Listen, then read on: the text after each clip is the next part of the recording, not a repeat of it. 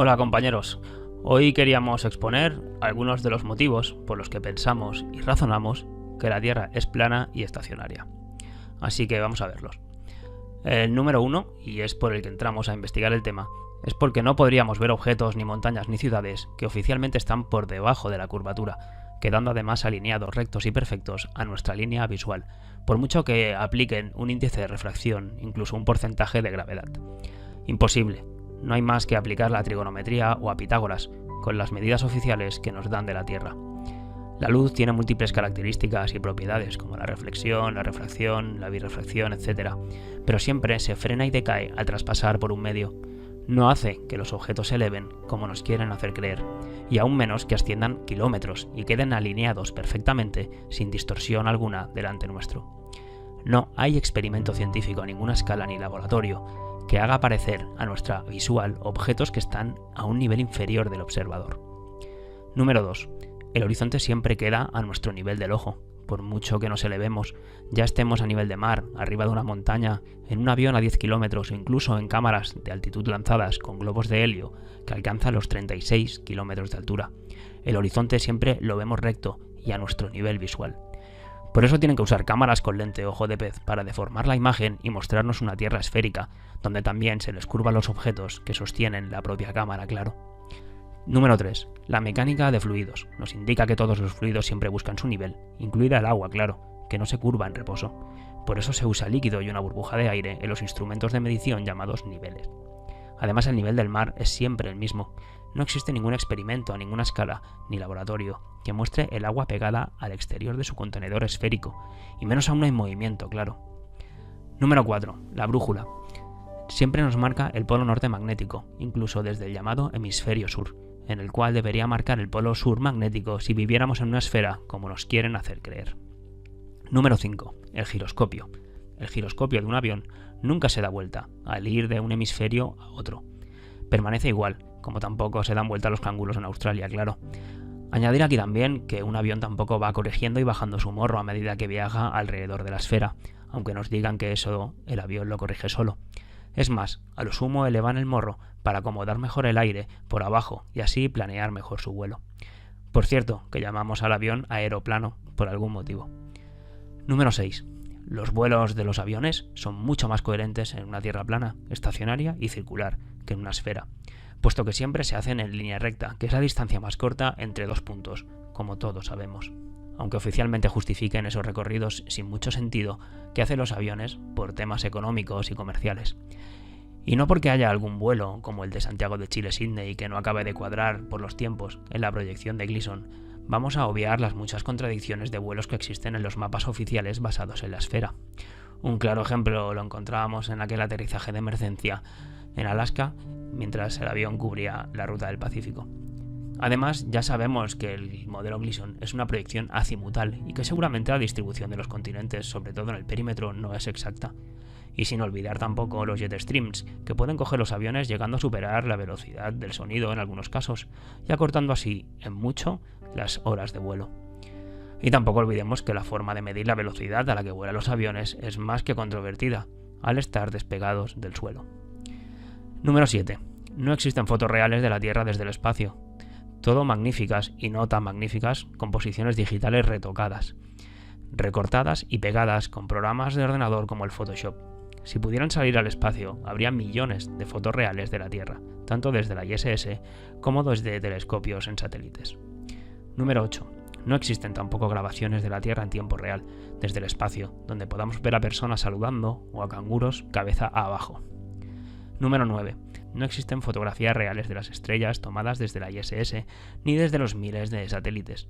Siempre son composiciones digitales, siempre con la excusa de que se quemaría la imagen por la luz de las estrellas en el vacío. Supongo que configurar la cámara para que no les entre tanta luz no es una opción para ellos. Número 10. No existe un solo experimento que demuestre a ninguna escala un mínimo del sistema heliocéntrico, con esferas o cuerpos atraídos por su masa y suspendidos en un supuesto vacío, por atracción gravitacional. Ninguno.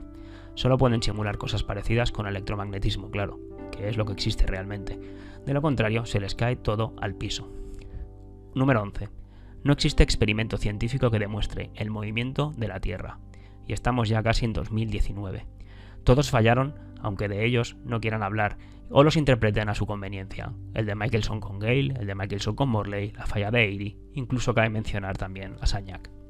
Ergo, si el experimento que pretendía mostrar el movimiento de la Tierra da negativo, quiere decir que la Tierra no se mueve.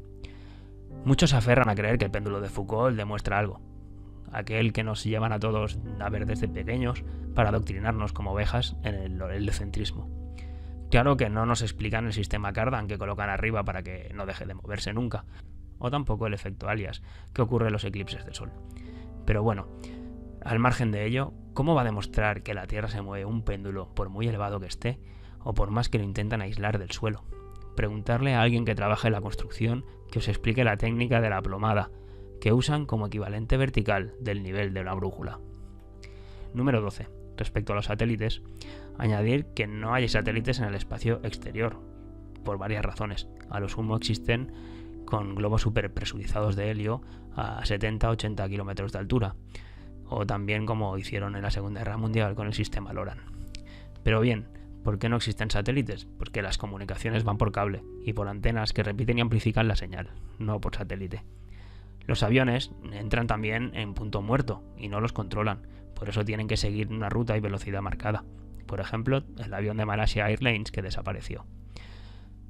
Otro ejemplo sería que habría millones de fotos reales de la Tierra desde el espacio, y también fotos reales sin trucar de estrellas, como ya dijimos antes.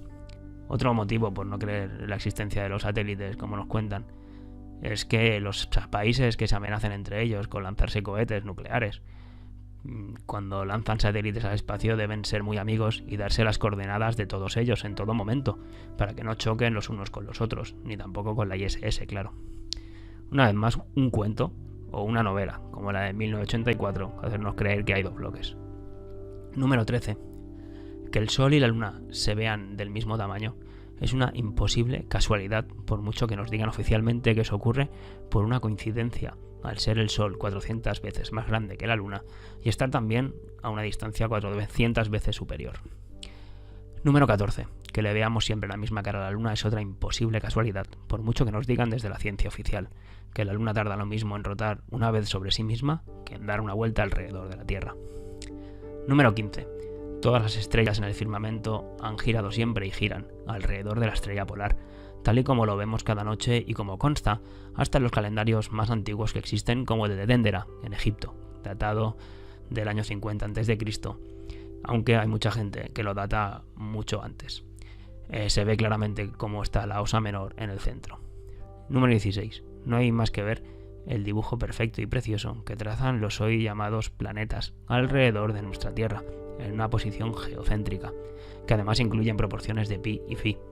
Nada que ver con la locura heliocéntrica o acéntrica, como les gusta a los oficialistas que les llamen hoy, a sus modelos teóricos y alejados de toda ciencia empírica. Aquí vimos el que ya dibujó Cassini siglos atrás, matemático y astrónomo geocéntrico, por cierto, al que también le usurparon el nombre con la sonda Cassini, igual que hicieron con Tesla recientemente. Número 17. Es imposible que las millones de construcciones megalíticas que existen en toda la Tierra, dólmenes, menires, cromlechs, pirámides, sigan marcando con total precisión y exactitud los días de solsticios y equinoccios, ya sea con la sombra proyectada o con el rayo de sol entrando por un agujero o iluminando una cueva. Siguen marcando esos mismos días después de miles y miles de años. Es imposible con el movimiento de precesión equinoccial oficial de bamboleo de peonza, más la nutación y tantos otros movimientos. No se sostiene ese movimiento y por ende tampoco la esfera. Gracias a todas esas culturas y civilizaciones antiguas que nos dejaron escrito de la mejor manera posible ese conocimiento, con construcciones megalíticas que no pueden destruir ni ocultar. Tanto el conocimiento del tiempo como de que habitamos en una tierra plana e inmóvil.